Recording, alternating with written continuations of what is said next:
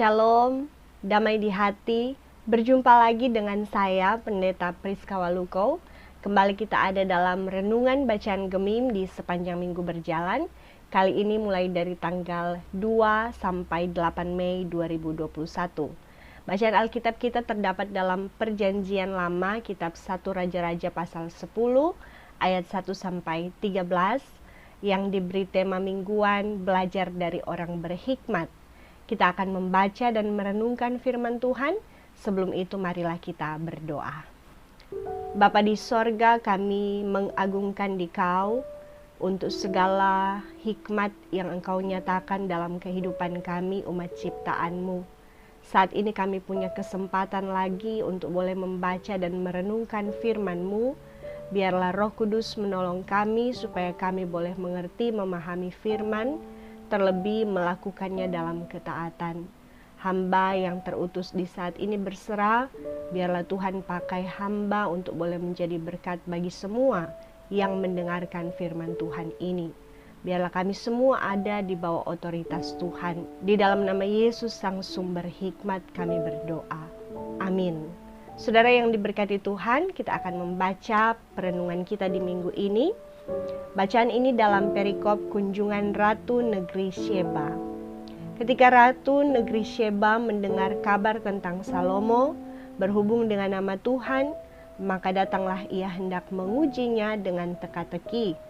Ia datang ke Yerusalem dengan pasukan pengiring yang sangat besar, dengan unta-unta yang membawa rempah-rempah, sangat banyak emas dan batu permata yang mahal-mahal. Setelah ia sampai kepada Salomo, dikatakannya segala yang ada dalam hatinya kepadanya. Dan Salomo menjawab segala pertanyaan ratu itu. Bagi raja tidak ada yang tersembunyi yang tidak dapat dijawabnya untuk ratu itu. Ketika Ratu Negeri Sheba melihat segala hikmat Salomo dan rumah yang telah didirikannya, makanan di mejanya, cara duduk pegawai-pegawainya, cara pelayan-pelayannya melayani dan berpakaian, minumannya dan korban bakaran yang biasa dipersembahkannya di rumah Tuhan, maka tercenganglah ratu itu. Dan ia berkata kepada raja, benar juga kabar yang kudengar di negeriku tentang engkau dan tentang hikmatmu. Tetapi aku tidak percaya perkataan-perkataan itu sampai aku datang dan melihatnya dengan mataku sendiri. Sungguh setengahnya pun belum diberitahukan kepadaku. Dalam hal hikmat dan kemakmuran, engkau melebihi kabar yang kudengar. Berbahagialah para istrimu, berbahagialah para pegawaimu ini yang selalu melayani engkau dan menyaksikan hikmatmu. Terpujilah Tuhan Allahmu yang telah berkenan kepadamu sedemikian, hingga ia mendudukkan engkau di atas tahta kerajaan Israel. Karena Tuhan mengasihi orang Israel untuk selama-lamanya, maka ia telah mengangkat engkau menjadi raja untuk melakukan keadilan dan kebenaran. Lalu diberikannya kepada raja 120 talenta emas dan sangat banyak rempah-rempah dan batu permata yang mahal-mahal. Tidak pernah datang lagi begitu banyak rempah-rempah seperti yang diberikan Ratu Negeri Sheba kepada Raja Salomo itu. Lagi pula kapal-kapal Hiram yang mengangkut emas dari Ofir, membawa dari Ofir sangat banyak kayu cendana dan batu permata yang mahal-mahal. Raja mengerjakan kayu cendana itu menjadi langkan untuk rumah Tuhan dan untuk istana raja, dan juga menjadi kecapi dan gambus untuk para penyanyi.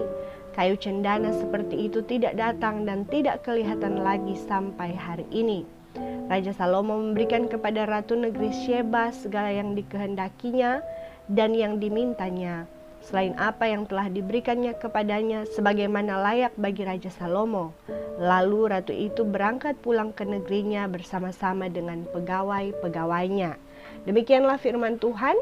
Yang berbahagia adalah kita yang merenungkan, memelihara, dan melakukan firman. Saudara yang diberkati Tuhan, kitab 1 dan 2 Raja-Raja merupakan lanjutan dari kitab Samuel tentang sejarah pemerintahan Raja-Raja Israel. Di dalam kedua kitab Raja-Raja, kita akan melihat tema yang diangkat dari kitab ini adalah Allah memberkati raja dan bangsa ketika mereka berpegang teguh pada perjanjiannya. Karena itu jelas bahwa penghakiman Allah pasti akan jatuh dan tidak terelakkan di atas orang-orang yang melanggar hukumnya. Adapun garis besar dalam kitab 1 Raja-Raja adalah berbicara tentang penilaian terhadap Raja Salomo, baik masa kejayaannya, itu di pasal 1-8, maupun di masa turunnya kejayaan di pasal 9-11. Kemudian pecahnya kerajaan Israel dan turunnya kejayaan Israel di pasal 12-22. Saudara, secara khusus bacaan kita terdapat di dalam pasal 10 ayat 1-13 yang merupakan bagian dari kisah tentang Raja Salomo dalam kejayaan pemerintahannya. Kita tentu tahu dari kesaksian Alkitab siapa Raja Salomo. Salomo adalah anak Daud yang telah dipilih Allah untuk meneruskan tahta Daud dalam 1 Raja-Raja pasal 3 ayat 6. Seorang raja yang sangat terkenal dengan doanya di hadapan Tuhan, yang tidak meminta panjang umur, kekayaan, atau nyawa musuhnya, melainkan meminta hikmat. Seorang raja yang kemudian diberikan Tuhan hikmat yang luar biasa, hikmat yang luar biasa besar, bahkan yang tidak ia minta, yakni kekayaan dan kemuliaan pun Tuhan berikan kepadanya. Sehingga oleh karena Tuhan, Salomo di zamannya menjadi raja yang sangat berhikmat, juga sangat makmur dan jaya. Tuhan sampai berfirman bahwa Salomo adalah satu-satunya orang yang penuh hikmat dan pengertian, bahwa tidak ada seorang pun seperti dia sebelum atau sesudah dia. Salomo ini pun yang dipilih Tuhan untuk membangun bait suci di Yerusalem. Bahkan Salomo juga membangun istananya dengan sangat megah. Dalam waktu 20 tahun, Salomo menyelesaikan pembangunan 2 rumah, yakni rumah Tuhan dan istana raja. Saudara, kejayaan, kekayaan, dan hikmat Salomo inilah yang kemudian tersebar kemana-mana. Kalau sekarang kita sebut sudah viral, bahwa ada raja yang sangat berhikmat, kaya, dan makmur di Israel. Dan kabar tentang Salomo ini pun sampai kepada Ratu Negeri Sheba. Ratu ini sangat terkenal secara sejarah, saudara. Sheba dalam Wikipedia merupakan sebuah kerajaan yang menurut arkeologi modern letaknya sekarang adalah di Ethiopia atau Yaman, yang terletak di bagian selatan dan barat daya semenanjung Arab. Sheba juga disebut Arabia Felix, yang berarti Arabia subur. Jelas bahwa kerajaan ini juga adalah kerajaan yang sangat jaya dan makmur, yang sesaman dengan kerajaan Salomo. Sehingga ketika Ratu Sheba mendengar tentang kerajaan Salomo dan rajanya yang sangat berhikmat, yang saat itu memang sangat viral, kendati berita tidak menyebar seperti sekarang ya, menggunakan kecanggihan internet, tetapi di masa itu berita menyebar dengan cara dari mulut ke mulut saja. Tetapi sungguh-sungguh perihal Raja Salomo dan hikmatnya ini sudah sangat membuat kegelisahan dalam hati Ratu Negeri Sheba untuk mencari tahu tentang Salomo dan hikmatnya. Sehingga kemasyhuran, kejayaan, dan hikmat Salomo ini pun membuat Ratu Sheba sangat penasaran ya istilahnya, dan ingin berjumpa secara langsung dengan Salomo. Sehingga dalam bacaan ini kita melihat bahwa ratu ini ingin menjawab rasa penasarannya dengan cara mau mengunjungi Salomo secara langsung. Saudara, dari kerajaan Sheba ke kerajaan Salomo di Yerusalem bukanlah jarak yang pendek, karena ratu dan rombongannya harus menempuh jarak kurang lebih 1.300 sampai 1.500 mil, bukan dengan pesawat seperti sekarang ya saudara. Kalau saya lihat waktu tempuhnya hanya sekitar 2,5 jam dengan kecepatan 900 km per jam. Tetapi di zaman itu bacaan kita di ayat 2 tertulis perjalanan mereka hanya menggunakan unta. Tentu mereka harus menempuh perjalanan dengan waktu yang lama, belum lagi ratu tidak datang dengan tangan hampa, tetapi dia juga datang bersama dengan rombongan yang sangat besar dan membawa banyak pemberian untuk Raja Salomo. berupa rempah-rempah, emas, dan batu permata yang mahal-mahal. Tetapi saudara, demi untuk menjawab rasa ingin tahu sang ratu akan sang raja, jarak yang jauh pun tidak menjadi masalah baginya. Karena itu kita melihat di bacaan kita ketika tiba di Yerusalem, ia segera mengatakan segala yang ada di dalam hatinya, termasuk teka-teki yang tentu sudah ia persiapkan untuk menguji hikmat Salomo. Namun di ayat 3 jelas bahwa Salomo mampu menjawab segala pertanyaan ratu itu. Bahkan bagi raja tertulis tidak ada yang tersembunyi yang tidak dapat dijawab untuk ratu itu.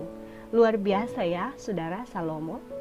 Maka di ayat 4-5 kita melihat bagaimana sang ratu juga mendapati bahwa hikmat Salomo tergambar dalam rumah yang ia dirikan atau istananya. Dan tentu juga dalam rumah Tuhan yang ia dirikan.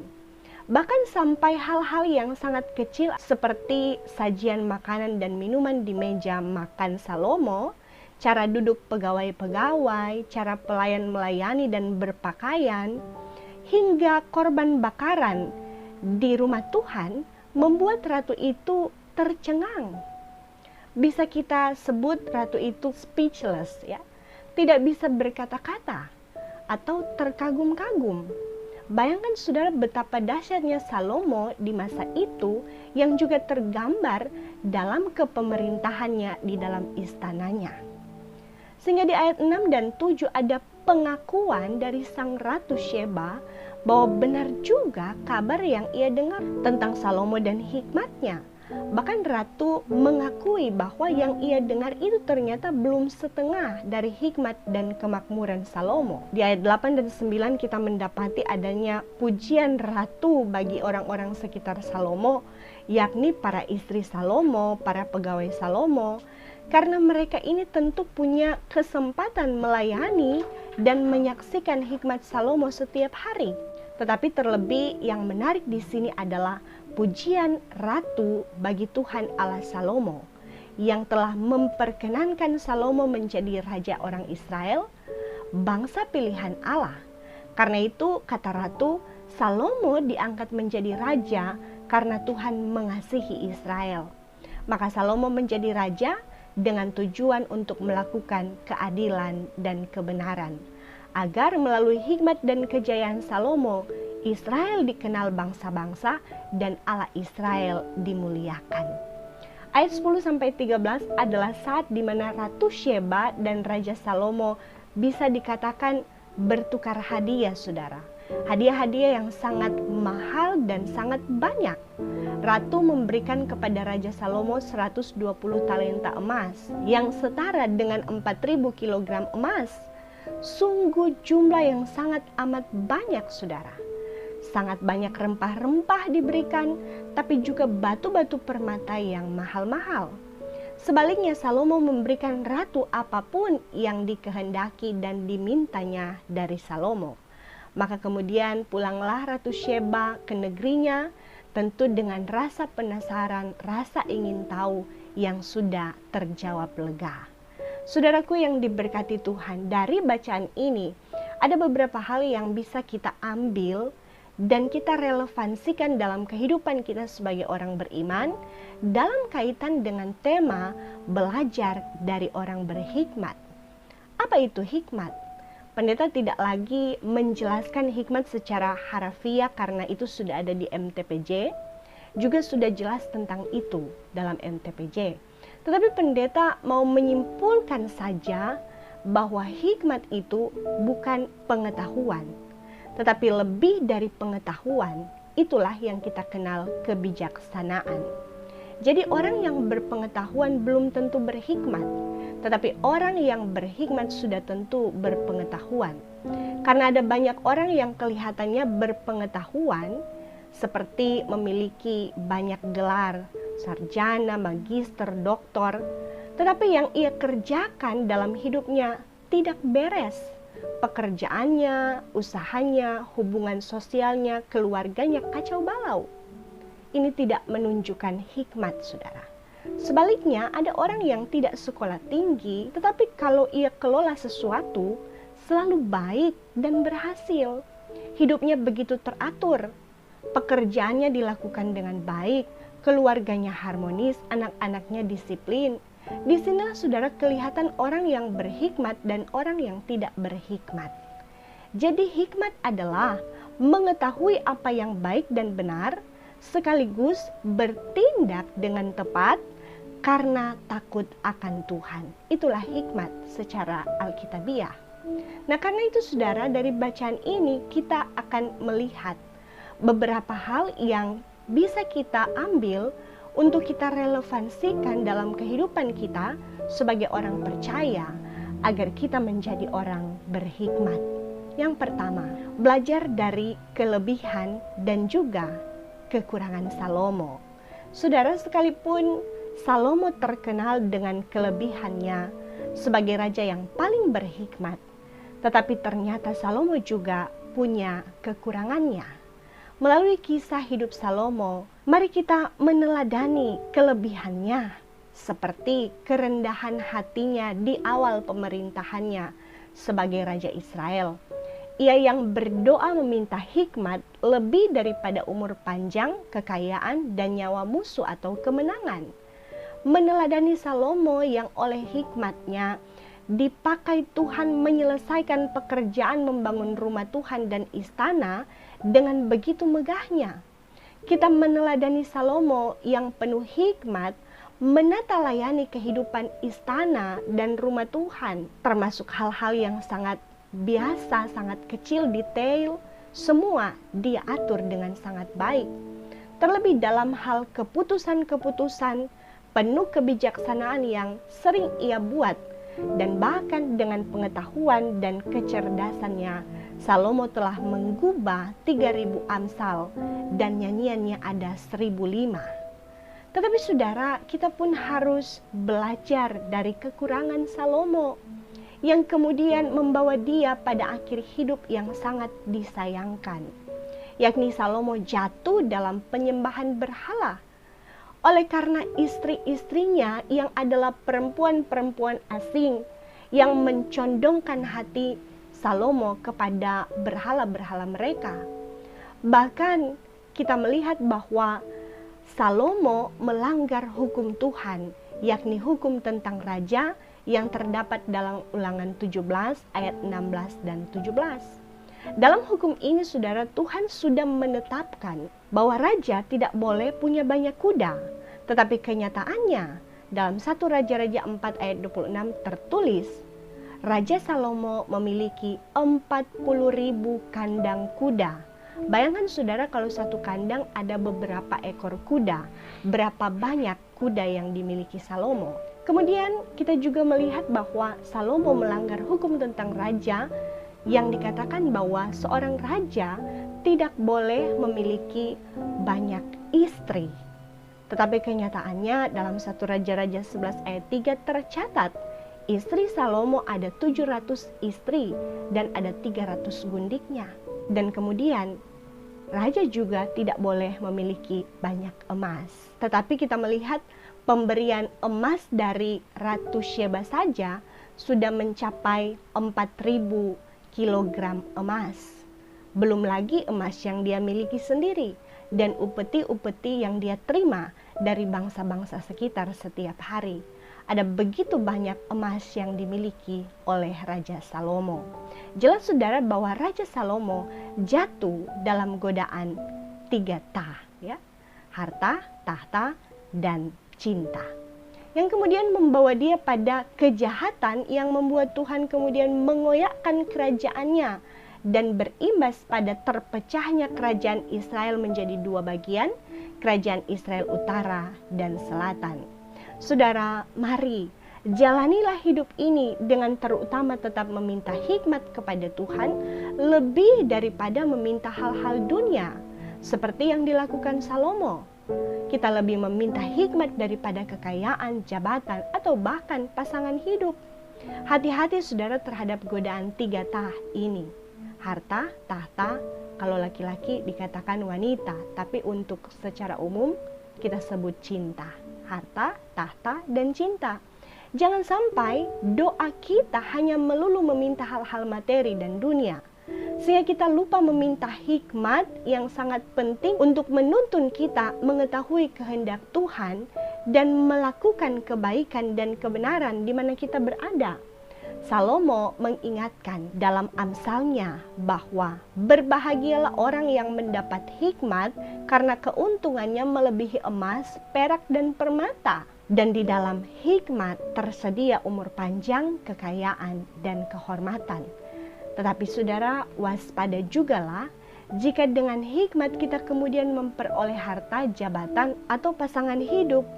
Namun kemudian harta, jabatan, bahkan pasangan kita membuat kita lupa diri, apalagi lupa Tuhan. Maka percayalah saudara, kita pasti akan mengalami teguran Tuhan jika begitu adanya. Tetapi bersyukur saudara jika kita masih ditegur Tuhan, supaya kita menyadari dan berbalik kepada Tuhan. Tetapi kalau Tuhan sudah tidak menegur kita, sudah langsung menghukum, maka celakalah kita saudara. Tapi percayalah kita punya Tuhan yang pengasih dan panjang sabar. Maka jangan sia-siakan kasih dan kesabarannya. Jika kita masih ditegur, itu berarti Dia sangat mengasihi kita, bertobat dan kembali kepadanya. Yang kedua, diberkati untuk menjadi berkat dan memuliakan Tuhan.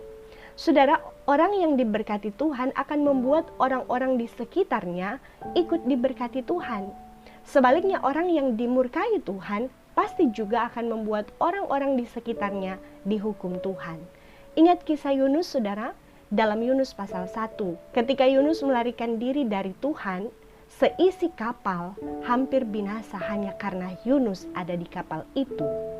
Karena itu saudara, jika kita beroleh berkat dengan kelebihan-kelebihan kita, entah kita punya kekayaan, jabatan, bahkan kita punya ilmu pengetahuan, pakailah itu semua dengan hikmat untuk menjadi berkat bagi sesama. Lakukan kebaikan dan kebenaran, tolonglah yang berbeban, berbagi dengan yang berkekurangan, bantu yang sakit dan bela yang teraniaya. Topang pekerjaan gereja Tuhan, berikan persembahan untuk kemajuan dan pelayanan. Ingat saudara bahwa di mana saja Tuhan akan memperhitungkan keberadaan orang benar. Ingat kisah Sodom dan Gomora? Satu kota sebenarnya bisa selamat jika Tuhan mendapati hanya ada 10 orang saja, maka seisi kota diselamatkan. Dan ingat saudara, semua yang kita lakukan bukan untuk kejayaan pribadi dan kelompok kita, tetapi haruslah untuk nama Tuhan semakin dikenal banyak orang dan dimuliakan. Bukan sebaliknya saudara, dengan kelebihan kita kemudian tidak menjadi berkat, malah menjadi batu sandungan. Ketika kita kaya, kita menindas yang lemah. Ketika kita punya jabatan, berlaku tidak adil kepada bawahan. Ketika kita punya banyak uang tapi tidak mau memberi untuk menopang gereja dan pelayanan, atau bahkan dengan kecerdasan, punya ilmu pengetahuan, kemudian melakukan penipuan atau korupsi. Ingat saudara, kejahatan kita akan berimbas pada keluarga kita, institusi, tempat kita bekerja, satu kolom, satu jemaat, bahkan satu kota di mana kita berada. Oleh karena kesalahan kita, orang-orang sekitar kita bisa kena getahnya. Jadi saudara, tentukan pilihan. Saudara mau jadi berkat atau jadi batu sandungan. Yang ketiga, Yesus jauh lebih besar dari Salomo. Saudara, bila kita melihat kemegahan Salomo dalam hikmat dan pemerintahannya, pada awalnya tentu kita akan tercengang dan kagum. Tetapi pada akhirnya tetap kita akan kecewa. Karena ternyata Salomo pun jatuh dalam penyembahan berhala. Pertanyaannya, apakah Salomo tidak selamat? Saya dengan yakin menyatakan Salomo pasti selamat saudara. Mengapa? Karena Salomo adalah salah satu penulis dalam kitab suci. Seorang penulis kitab suci yang kita yakini sebagai firman Tuhan mustahil tidak selamat.